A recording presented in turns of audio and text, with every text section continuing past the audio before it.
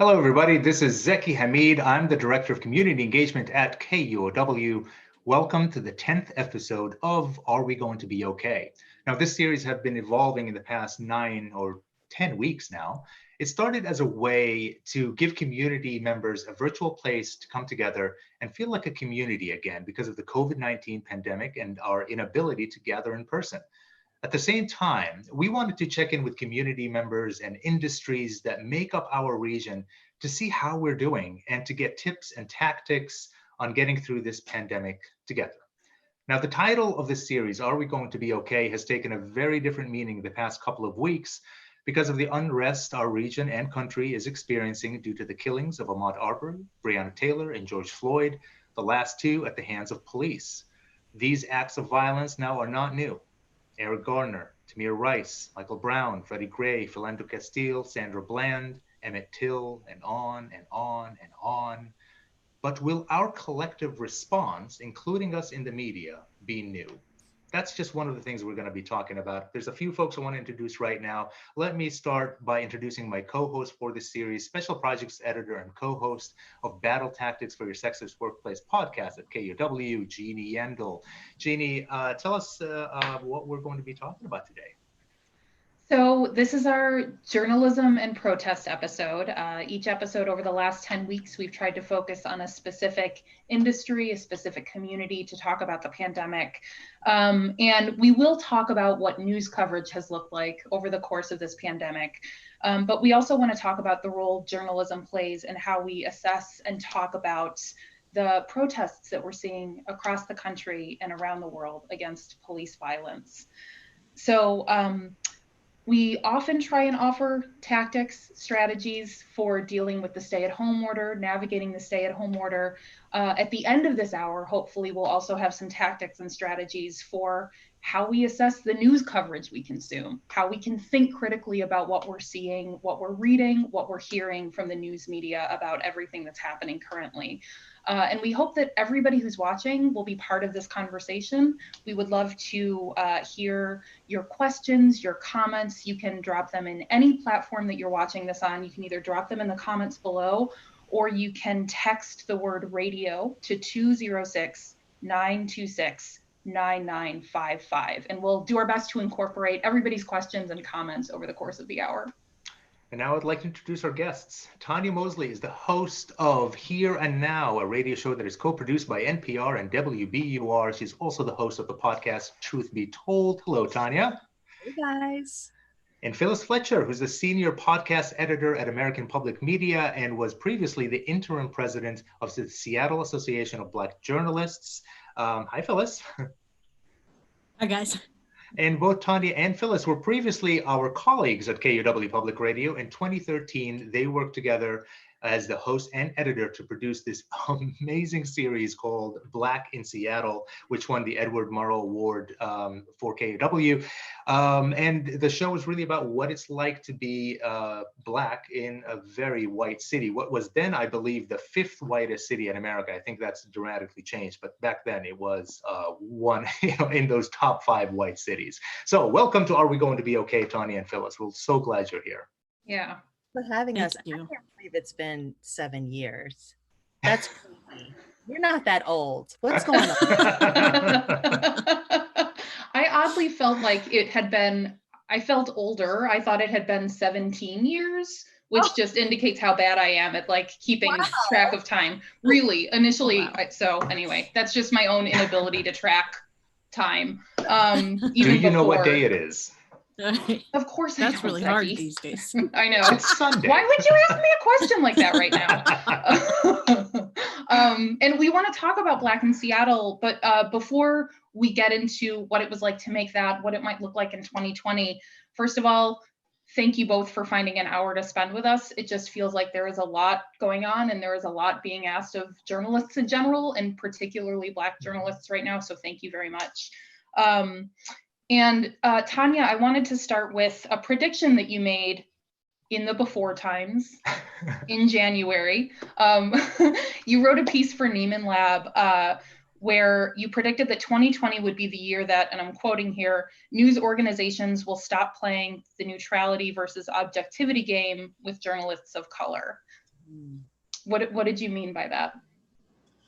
Yeah, well, I mean, what's interesting is if you're a journalist of color, you know exactly what it means. If you work in a newsroom, big or small, you've likely had managers who questioned whether or not you'd be able to objectively cover stories around race and racism, or stories that really deal directly with Black and Brown communities. And so this had been a real stress point for me really throughout my career, because the problem is what it does is it's centering whiteness. It's saying by default, white is the objective neutral place that you need to be. And it really also says that white journalists just by default are neutral and objective, and they can cover everything, but somehow you can't cover your own communities. And so that's really what I meant. And I actually wrote it out of frustration because it's nothing new, as I said, for Black and Brown journalists. It's really interesting that we're in this moment in time. I will say it's surprising to me only because we're also in the midst of a pandemic, and it's all come together in this one big, massive, like, it just feels so overwhelming. But then again, I guess how else would it come about? I mean, I think we're going to look at this time in history and it will all become clear to us how this all came to be.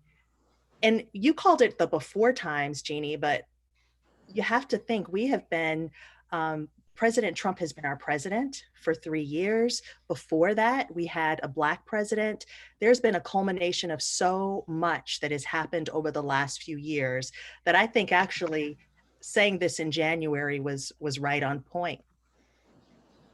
So what do you think these conversations might look like in newsrooms right now? I mean, one of the things that I noticed is that, you had pinned that article, you'd pinned that tweet so it was right at the top of your Twitter feed. It's been retweeted a lot in the last couple of weeks.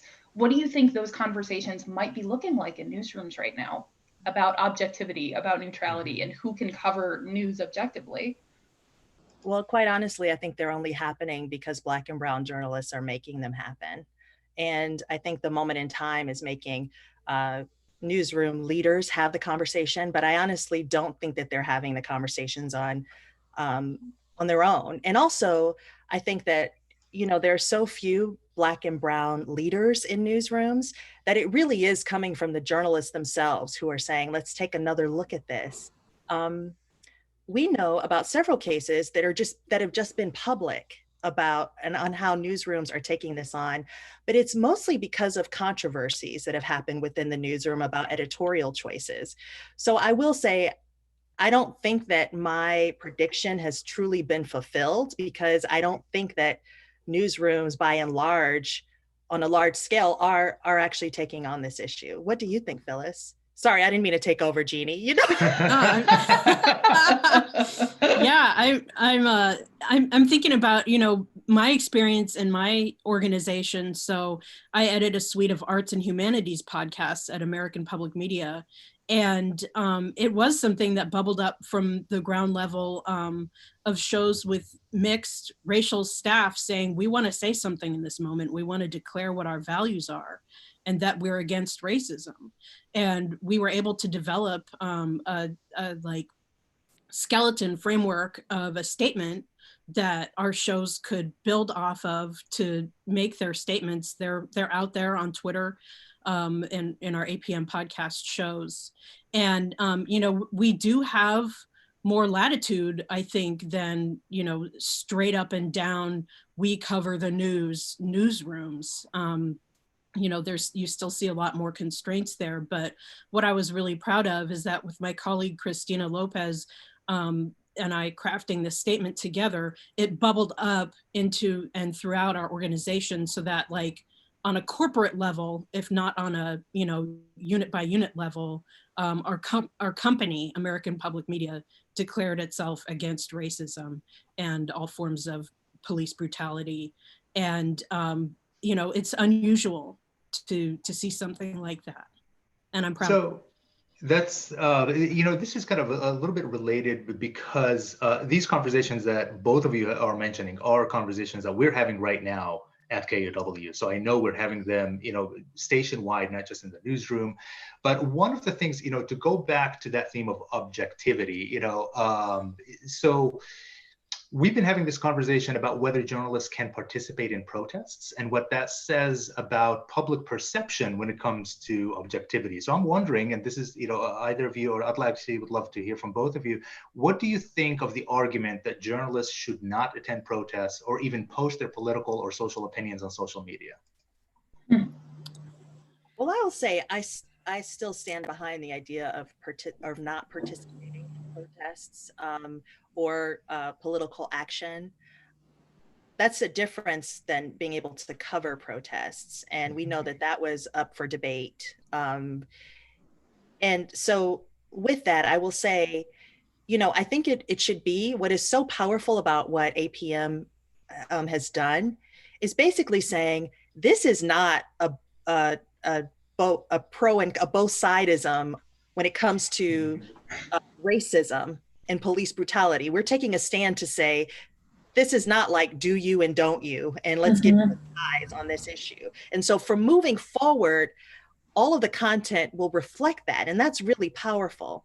Now, taking the action of going out and protesting along with the protesters, I will say, you can do what you want on your personal time as far as your beliefs, but going out in public, especially, and in the communities you serve, I just don't believe that's basically a no-no in journalism, and it continues to be. Mm-hmm.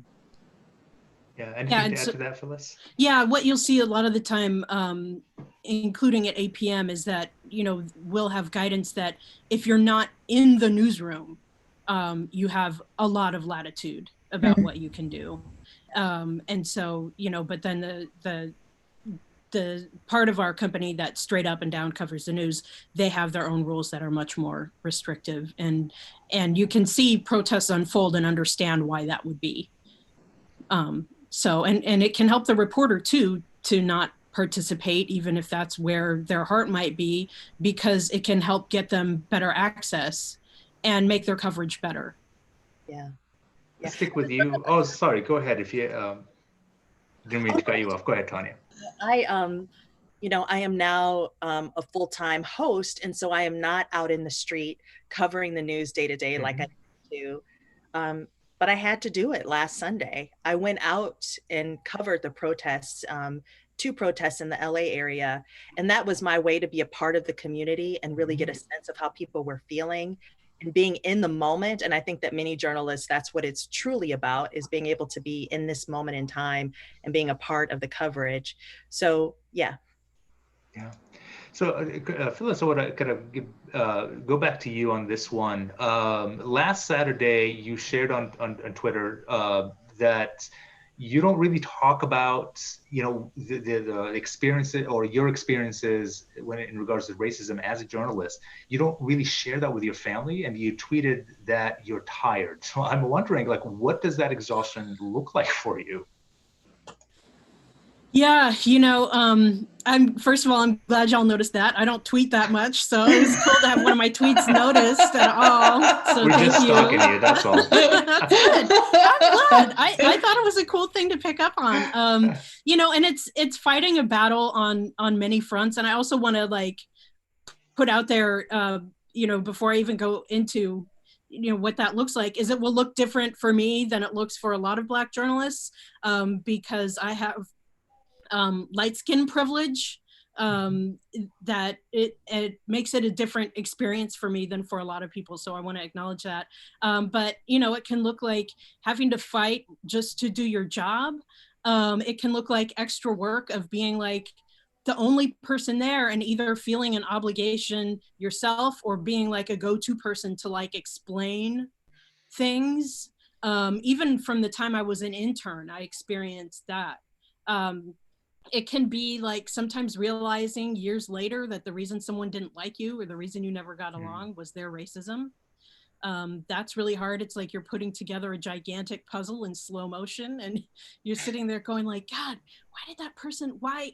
And then it just comes together and you realize it due to different, seeing different angles on that person's behavior.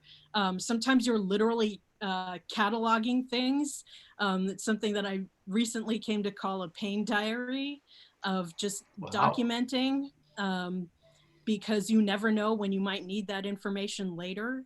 Anyone who's been harassed or discriminated against on the job knows what I'm talking about. And I feel like when it's racism, something that really sucks about it is it's such a third rail racism that nobody ever wants to acknowledge that their behavior was racist. And so you feel this like overwhelming burden of proof that's really unfair. That's part of the exhaustion. And so it's not that I never ever talk to my friends about it, but I definitely, and my family, but I don't do it all the time. I don't do it with everything because I'm tired and because I want other things to happen in my life. And it's like a thing that I feel like I need to contain, like I need to put it in like a virtual Ziploc and just like, just seal it up, so that when I am ready to reopen it, I will reopen it. It might be a little funky by the time I reopen it. It might have some nasty stuff in there that I have to address, but I can seal it off so that then I can either get my real work done or engage with my friends on whatever's going on with them, or then when I'm ready, share what's been happening. Yeah. So yeah, all kinds of reasons for that. And Tonya, I'd like to get your thoughts on that, and as well as if there's any advice that you would give young Black journalists that are just starting out right now. Well, I mean, what Phyllis is talking about is self-preservation. You really have to have some sort of strategy in place to be able to survive in what is a white world, in a very white industry. And so if you went home and talked to your family every time something happened, or your friends, I mean, it would be exhausting. You have to compartmentalize it to a certain extent. And you probably wouldn't last long, I mean, in this career. And that is a really hard thing to say. So that gets to your question about young journalists. The one thing that I am heartened about, the one thing I feel so good about, it almost brings tears to my eyes, is just how vocal young people are, millennials and younger today. They have the language, they have the understanding, they know what they will tolerate, they know what they won't tolerate by and large. And so I think with that, we are in a moment where I think from this time moving forward, I would say you strategize with other people of color. You also do all of the things that that Phyllis said. I mean, someone told me many years ago, always document. And there was a reason for that, because, over time you start to forget things and then it's all one big mush. But I think that for a young journalist, I would say to document, also build community within the journalism world. Don't stop. Understand that your voice is important. And that now that we're seeing, I keep going back to APM making that statement, like, we stand against racism. When you do that, it's not only a call for the way that you handle the editorial process, but it also is an internal message. So from that point on, the third rail that Phyllis is talking about won't necessarily be such a third rail, because you can say, we say in our mission, we don't tolerate racism, and here are the racist things that have happened, and we have to confront them. So I think those are the first things that I would say. But it is, I do want to also just talk about reality. I am a 40 plus something woman. I've been a journalist for 25 years. This is a super emotional time, because I'm at a point where now I realize that I think I was very optimistic that we were moving forward. But we're still dealing with some of the same things that I've heard journalists like Melba Tolliver in 1974, who wore an afro to the White House to cover the Carter administration. She was saying some of these same things that we talk about today. So while I feel hopeful, the optimism is gone. I'm like changing that to feeling hopeful that we will see a better future. I wanted to ask about, And I wanted to ask about that notion of hope, of optimism, and also documentation. Hope, optimism, documentation. There was a Twitter thread a journalist named Kimberly Adams wrote a few days ago. I think you retweeted this, Phyllis, actually, where she talked about sort of watching the Me Too movement explode in media a couple of years ago. And she found herself wondering, I mean, specifically the question she asked is, what if the energy used to track down and expose all the men who ruined the careers of women was directed towards all the newsroom leaders who ruined the careers of Black journalists? And I mean, you know, I hesitate asking anybody for a prediction of what's going to happen here, but I wonder if it is possible that we are at a moment where something like that could happen, where we could actually have an open conversation about, I'm taking from your facial expression, Phyllis, that perhaps that's not, but I do wonder if that would ever be possible, really. It feels like it is well overdue. I don't know. What do you think, Phyllis? You know, I would love to get to a point where, like, I could even just call that person and feel like it would be a reasonable discussion of like, hey, you know, I want you to know how this was harmful, you know, and like it can start and end there, you know, okay, you know, but like, yeah, on behalf of the Black journalists I know personally who've been driven out of this business unfairly, yeah, I would love for something more to happen, because that was part of the Me Too story that a lot of people really latched onto, was like, you know, look at all these women who aren't even in journalism anymore, you know, and that is a huge part of the Black journalist story is turnover, and, you know, what's lost when that Rolodex goes away, what's lost when that person isn't in journalism anymore. It's not because they were crappy journalists, it's because they experienced severe racism in the newsroom, in every case that I'm thinking of people I know personally. So yeah, I think that would be a tough row to hoe, but I would like to at least have conversations about it. Tonya, what do you think? It's tough because it would mean a lot of people would be out of power. And like, are we really ready to make those decisions to fire people? Yeah, there was one event over the weekend that unfolded at Arizona State University where the incoming dean was someone who had a history of, you know, really racist incidents to students under the guise of feedback. And the student journalists at ASU exposed it thanks to people, you know, former student journalists at Loyola, like cracking their hearts open and telling their stories and not knowing whether it was even going to make a difference. And that's really a hard part of it too, because some of those former students are still in journalism, some aren't. And they're just like, am I really going to do this? Am I really going to tell this story? And they did, bless them. And thanks to that, ASU isn't going to have this incoming dean anymore. And I feel like I've never seen something like that happen with racism before in journalism. Like that was pretty incredible. And it's really thanks to those student journalists at ASU and Loyola that even came out. And I was happy about it personally because I have a fellowship there and I didn't want to graduate under that dean. You know, one other thing I'm thinking about though is this is an opportunity for us to also take a deeper look at what racism means, what it looks like.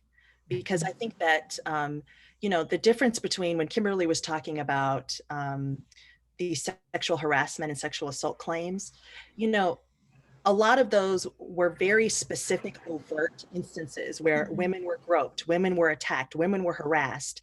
Well, I think that in many instances, we have these antiquated thoughts about what racism looks like. Maybe we're thinking about someone said a racist thing to another person, but we're not thinking about how racism is often suppression. It's a suppression of certain stories. It's a suppression of ideas. It's a suppression of angles. It's a suppression of covering certain communities.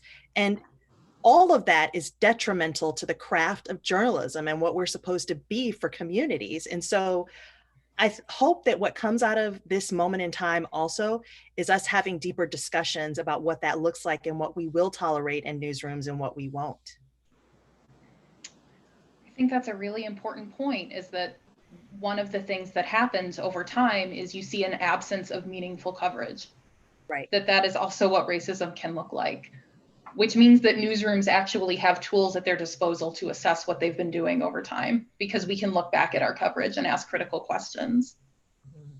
I wanted to ask a question that we got from YouTube about journalism school specifically, looking for advice from the two of you, asking whether it's better for an aspiring journalist to protest or not to protest. Mm-hmm. Yeah, someone who's starting out. Yeah, I mean, I feel like you always have to go with your gut and what you want to do and what kind of career you want to have. And part of what frustrated me so much when I was reading the accounts of that dean that I was talking about is they were saying, oh, well, you can't go into journalism if you do this, you can't go into journalism if you do that. And not only do I feel like that's changing, but there's always been many different types of journalism. You know, and you can model yourself after or create a new model for what you want to do based on the type of journalistic career you want to have. And there are many branches of journalism where protest is part of it. And there's historical examples of that and contemporary ones too. So, I say, do you basically, and look at how careers have been forged up to now, and also that this is changing. So that's my mushy advice. But I would never tell someone to not. That has to be your decision and one that you're proud of. I agree. What do you think? I think if you're not a working journalist yet, if you're an aspiring journalist, you're still discovering yourself. You're discovering what you're interested in college. There's so much there. I mean, in college, I was part of several movements per se. They were around issues on campus. I mean, that's just part of what happens when you're a young person who's learning and growing and developing your voice. So I think you can be really judicious in thinking about the causes that you want to stand behind, thinking about yourself as a human being and what your principles tell you. But I would never say someone who is aspiring and they're not a working journalist and they're not producing content to then not participate in civic activity. Yeah. Can we talk about the series that the two of you worked on now? Which has been re-airing, by the way, on KUW the past week. So wow. It has. Cool. It really is amazing to listen to something from 2013 and compare it to what's going on today. So, but anyway, I want to kick it off to Jeannie. I know you have some specific questions about that. I can't wait. I was re-listening to that was really illuminating. Yeah. And cool. Yeah. And as we said before, this, the two of you made this series together in 2013. At that point, Seattle was the 5th whitest city in America. I wonder, Tonya, before we started, what are we doing? Zoom casting right now? I don't even know what to call it. Sure. You said that you think of Seattle as your second home. I wonder if what you think a Black in Seattle series would look like for 2020. Well, I think Phyllis said it best when she said what we created in 2013 was a slice of life. What's interesting now that we're in 2020 is I think we would just be more poignant, more direct. We would look at some of the systemic failures of Black people in greater Seattle. What's interesting, I was thinking about at the time when we were creating that, my daughter, who's a teen now, crazy, she was entering I think she was going in first and second grade. And we were looking at Leshai Elementary in the Central District. And at the time they had 2 programs, a general ed program and a Montessori program. And we knew very much, you could see the segregation in this program within one school. Like all the white kids were in the Montessori program and all the kids of color were in this general program.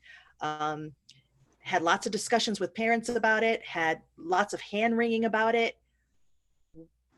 We should have been doing a direct, like, hey, we're not talking going back to busing. We're talking about right now, today, what you see in Seattle schools, the segregation of gifted and talented students. Like, what does that even mean? These tracks of students that go these different places. I mean, like, we were touching on those subjects, but I think today we would be much more direct, much more pointed, pointing out racism in a much more direct way, not a reflective look, but like, this is what it's like here and now.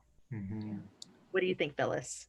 Yeah, I would love to do that. It's like, now I'm like, oh, are we in like a workshopping session of like something? I think we are. Maybe like, yeah, that would be amazing, because the yeah, pitch that's is being exactly made right. now. Yeah, that's exactly right. You know, I can say for a fact that the closest that I ever felt like I was coming to being fired at KUOW was when I covered racism in Seattle public schools very directly. And it wasn't because anyone within the building had a problem with anything I was doing, but it was the white parents in the gifted program that I grew up in. You know, rang my news director's phone off the hook. And so I want to give, you know, shout to KUOW for believing in my work and supporting it. And yeah, I'd love to go in it again. I feel like it would be a very different experience now. And you know, really the work that Tonya does on Truth Be Told reflects a lot of what I'd love to do with the follow-up, you know, just really, and, you know, like she said, looking at systems and, you know, like using, like, you know, finding people who'd be willing to record audio diaries, and, you know, let's look at education, and let's look at healthcare, and, you know, like, yeah, that would be incredible. There's many stories to tell. Also, can I say one other thing? Yeah, please. That I think that also white people would be more open today in 2020 to have this discussion. I'll never forget, there was one of the episodes of Truth Be Told. I think I had a line in there where I said, and Black people move here to work for big companies or something like that, moved here to Seattle to move to work for big companies. I had a friend who actually worked at an unnamed company in Seattle who contacted me and said, we actually have some leaders here who are thinking about drafting a letter to say, we stand behind our Black employees, and we don't feel like we're reflective of what is in this Black in Seattle episode. I didn't even name them. It was a lot in a larger story, but there was such defensiveness about the prospect that we were saying that there were problems with bringing people to a predominantly white city to work for a predominantly white company without support systems in place within that company to make certain that those employees don't fail. And I don't even think I said that part of it in the story. It was just like, people come here. Right. So I think that in 2020, I think that people will be more open to have this discussion. I even think white parents talking about those gifted and talented programs would be more open to having the discussion and understanding the systemic racism that led to these different divergent paths for Black and brown students and white students. You know, the GOP pollster, Frank Luntz, right? And I was reading this article yesterday, and he said something that was really interesting. He's doing some polling about just the views on equity between you know, people who are Black and white and all that. And he said that we are a different country today than we were 30 days ago. And he says that he has noticed such a big shift in polling that he has never seen in his career, in terms of people agreeing that things like racial, you know, like that Black people experience life, you know, differently than white people, for instance, right? Or that the system is rigged against them, or whatever it is. Like, I don't know specific questions, but that's what's the gist of it. But he's seen the huge shift, which I think is pretty interesting. There's a couple of questions. We've gotten some questions here from YouTube. So I just want to get to one of them before we get into some more recent events. So let's take this one. Emily on YouTube, what advice do you have for people on how to hold managers accountable.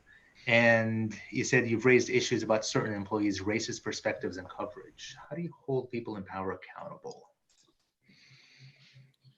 Yeah, that's, I mean, you know, I would say as a news consumer, you know, you have a lot more power than you might think. So there's that. So if you're talking about holding an organization and their managers accountable when you're outside of that organization, as you can see, especially if you have momentum on Twitter and things like that, you can do that a lot of times faster than you think, especially in this moment. Yeah. And within an organization, I think that it's, you know, you find your colleagues that are allied with you in a real way, and pursue things. You know, when you see those like strike while the iron is hot moments, and this is one of those moments, like this can also be a way that happens. So, you know, yeah, finding allies and doing it, you know, either within or from outside the organization. And so as far as like, you know, literally what that looks like, I think if you're talking about being outside the news organization, you know, tweeting the missteps, consistently, you know, finding the reporters at that organization that you think would get what you're talking about and asking for their advice even. You know, so things, I think that it can look a lot of different ways, but like putting it out there to the public is definitely a strong way to do it if you're outside the organization. Newsrooms listen to news consumers. They really do. There was a joke several years ago in a newsroom that I was in. We never did this, by the way, but the joke was, if we want our bosses to do anything, just send an email as a news consumer and they would jump on it. Because it was true. It was like, oh gosh, you know, a listener or viewer writes in, you know. Yep. Dear KUW, Zeki would like a bigger office. And here's the thing too, you know, some really big news organizations have a public editor or ombudsperson. Right. So that's another way. Yeah. And you know, public radio stations have universities a lot of times that hold their license. So that's another way. So, yeah. So there was a question that I had here about like something would happen in Congress. I'm going to skip that because I think we got another question that is much more interesting. So I want to ask that. And then Jeannie, I'd like to kick it off to you to talk about the New York Times op-ed. Sure thing. With Tom Kine. So let me start with the question. This is from, and I'm hoping I'm pronouncing the name correctly, Mayowa on YouTube. I think it's Mayowa. Mayowa. Mayowa. Oh, cool. Great. Yeah. Okay. Mayowa. We know her. You know Mayowa. Well, hello, Mayowa. Yeah. Thanks for sending in the question. For a while. Anyway. Oh, right on. And NPR, yeah. Yay. Yeah. So the question is, given all that you have both experienced, what kept you in the industry? How have you avoided being pushed out?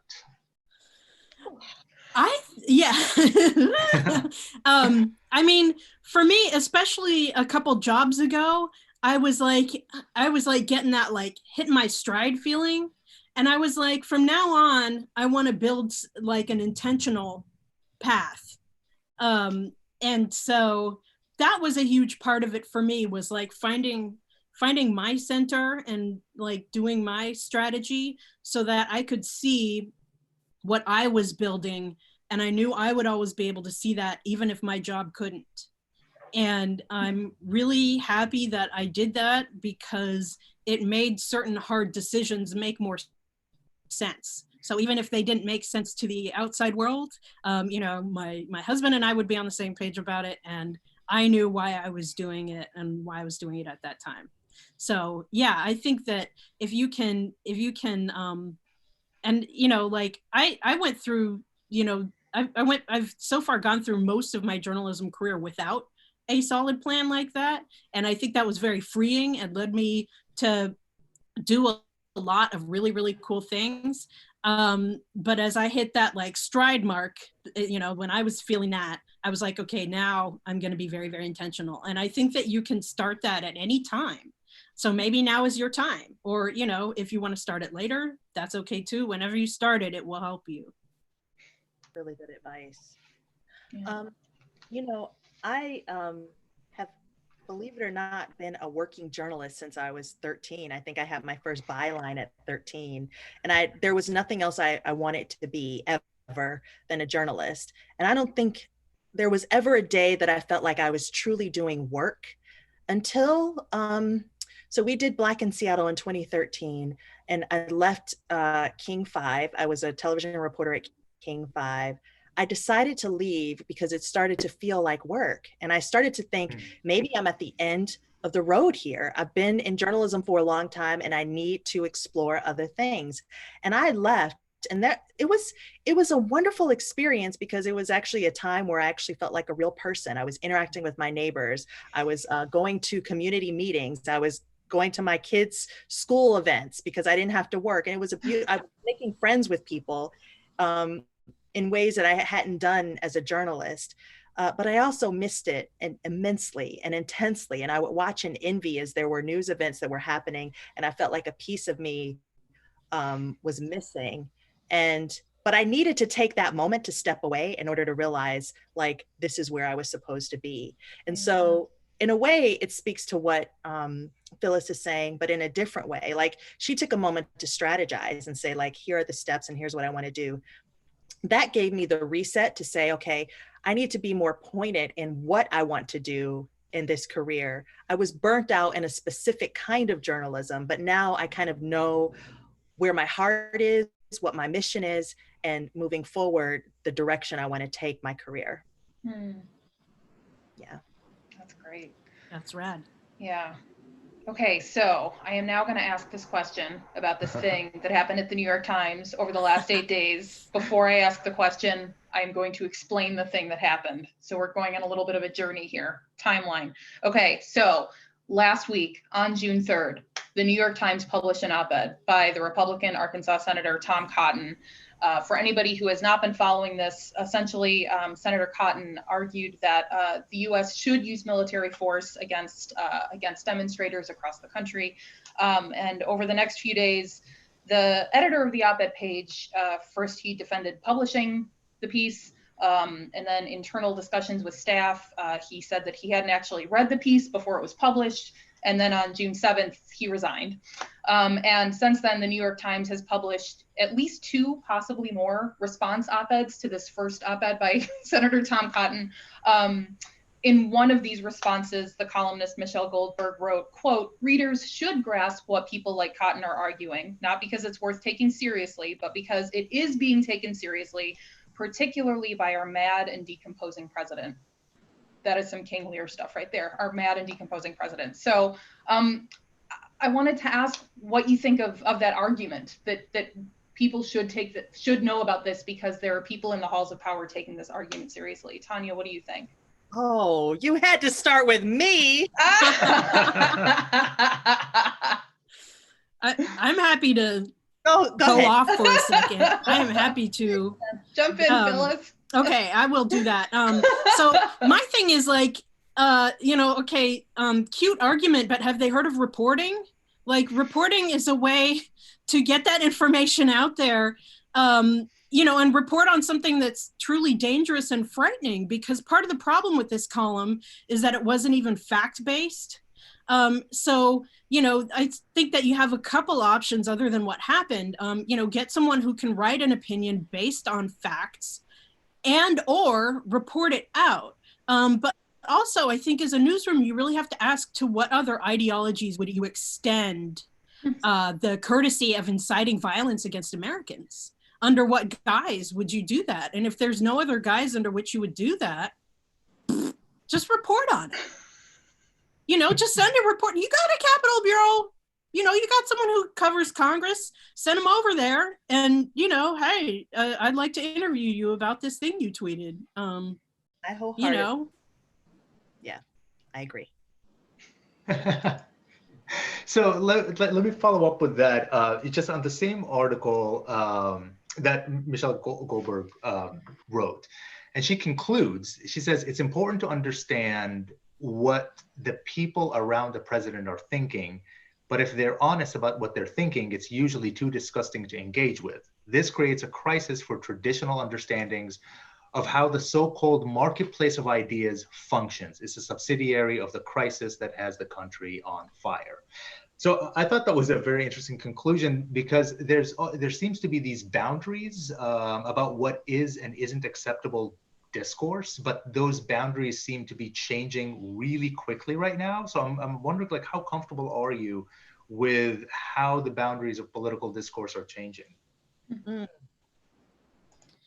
Yeah, I mean, it's, it's another thing where like, I'm like, if they're getting their thoughts out there and we know what they are and we have access to them, like we're capable as journalists of synthesizing those and reporting on those, no matter how gross they are. I sat next to, reporters for years who are very drawn to very, very dark things and will cover them competently, which can be another, way that people really get beaten down in this business, is being exposed to, not only horrible things that people think and say, but horrible things that they do. And, let's report it and get it out there. We don't necessarily have to give the generator of, harmful, like harmful speech or thought or whatever, or biased harmful speech or thought, column inches and a byline to be aware of it. We don't have to hand them the pen. Yeah, I mean, because I guess my thought is, to what end? Right. Do we allow, yes, it's true. I mean, yes, it's true. But to what end do we allow, particularly in the Tom Cotton situation? I mean, I just wholeheartedly agree with what Phyllis is saying, is that in that particular instance, it wasn't even vetted. There was nothing. I mean, I think there was such a loose process to get that published. That just speaks to a real failing in journalistic integrity and like what we're supposed to be doing. Yeah, which is such a comment on both sidesism, right? Yes. Right. Yeah. We're going to move to a game here in a moment, but we first wanted to acknowledge that the two of you are both excellent interviewers yourselves. And we've been asking you a bunch of questions for the last 45 minutes, and we are wondering if either of you had a question you wanted to ask. Yeah, I do. Should I go for it?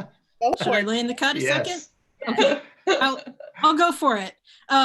So, you guys have also worked in journalism or adjacent to it, or both, for a long time.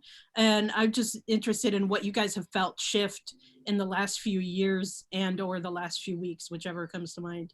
Jeannie, do you want to go first? Sure. Yeah, I mean, I feel like there started to be, at least I started noticing, a conversation about what balance meant and what it meant to cover both sides of something. Right around the 2016 elections, there was an ongoing conversation that we weren't hearing enough from the people who elected Donald Trump. And there was sort of this automatic assumption that that was the other side, as though there were no other side that we needed to hear from. Right. Which, I mean, this is something I had been thinking off and on before, but that was the moment it kind of crystallized for me, like, okay, we're not really having thorough interrogations of what we mean when we talk about making sure both sides are covered. We all assume we know what each side is, or one person tells us, and then we just run with that. And I think that's a real problem. I mean, it made me think about how, I saw news media, including KUOW, frankly, cover climate change 13 years ago, when we would book a scientist and a climate change denier and say, this is the debate, we're going to let our listeners hear both sides and make their own decisions. That's not actually competent journalism, but it was a common practice. Yeah. And so what's happening right now doesn't necessarily feel new. It feels very urgent, because I think in real time, a lot of newsrooms are like, we have to stop getting this wrong. And so they're trying to figure out, like, what does it look like? And on the one hand, I'm glad that this is a more common discussion than it felt like it was even, in 2016. But on the other hand, I'm kind of like, if all we do is hand wring that we're not doing it right, we're not actually making any progress. So that's kind of where I am right now. I hear that. A follow-up question to both of you guys. I'm sorry, but I want Zeki to answer. Sure. Yeah, and I'll be quick about this. I think I'm seeing a lot more hunger for voices that are seldom heard and stories that are seldom told. And that wasn't the case a few years ago. That was usually before that. That was like checking a box for diversity. It's like, okay, we'll get that. I think there is more of a genuine hunger for that. And a quick example I will give is I hear a lot in my position at KUW from community members all the time. And I hear all sorts of things. And the interesting thing is I haven't heard a whole lot of, you're covering a lot of this protest, but I still want to hear from the police. I think there is almost like an awakening going, but we hear from the police all the time. I mean, just, there's 1,000,002 TV shows about cops, whether it's Brooklyn Nine-Nine or, NYPD Blue, whatever it is. We've been... What's that? No cops, though. Exactly. That I had no idea that was still on the air. That was crazy. I'm like, really? Still? But I think there's that realization of like, we've heard a lot of this and there's more of a hunger to hear stories that we haven't heard before. Yeah. My follow-up question, thanks for that, Zeki. My follow-up question for you, Jeannie, though, is do you feel like we're coming to any resolution there? Like you mentioned that after the 2016 election, there was a lot of hand-wringing about, this false equivalency and like covering both sides and not even having an understanding of what, if you're talking about sides, what the sides are, as you mentioned. Do you think that there has been any progress, though? I mean, yes, we're having discussions, but what I mean by progress is in the editorial content. Yeah, that's a really good question. And I think my answer is a conditional yes, or a yes, like that kind of yes, because I'm seeing in our newsroom, and I'm hearing from people I know who work in other newsrooms that that there are editorial discussions being convened about how these protests are being covered and how COVID has been covered. Sort of looking at long-term coverage, looking back at the coverage that has already happened and asking difficult questions. And I've never seen that happen before. I've been a journalist for 17 years at this point.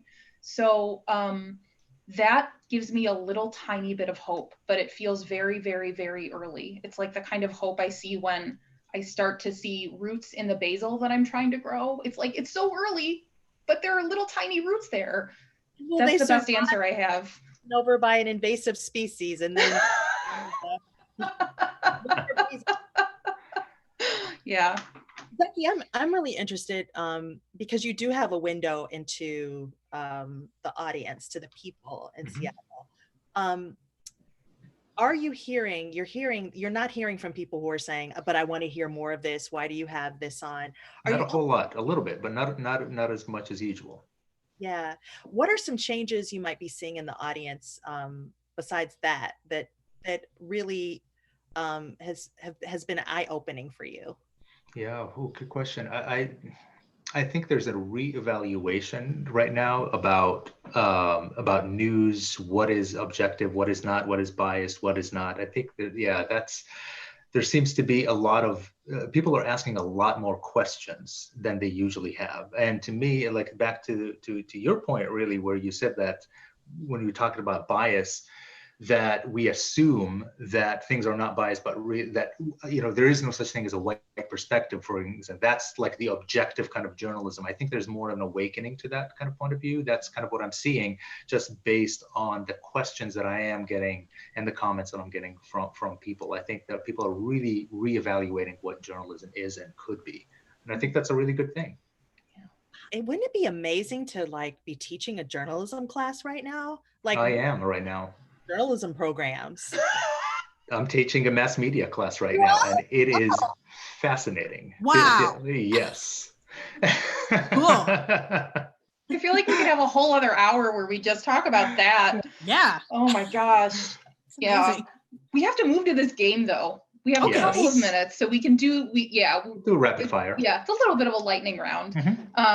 So we're talking with Murrow award-winning journalists Tonya Mosley and Phyllis Fletcher, and in the last few minutes here, if you have questions that you want to ask, please drop them in the comments below, or you can text the word radio to 206-926-9955.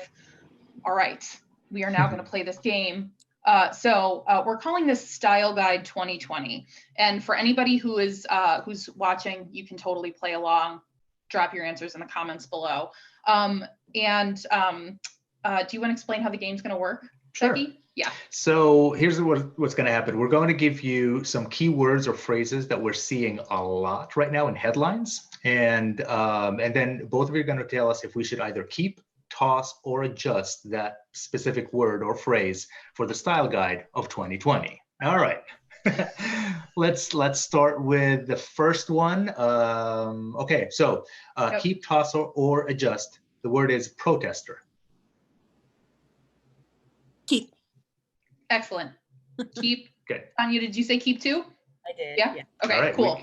All right. Moving Next on. one. Unprecedented. Oh, let's throw out. Yes.